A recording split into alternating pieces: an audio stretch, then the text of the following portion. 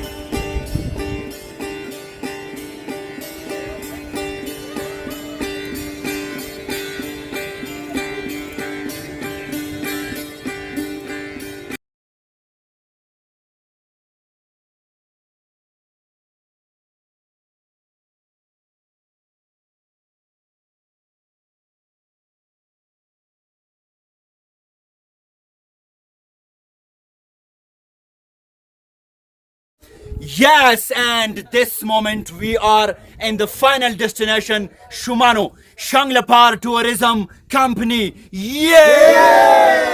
Once again, Shanglapar Tourism Company. Yes! Thank you, thank you, thank you. Tutut.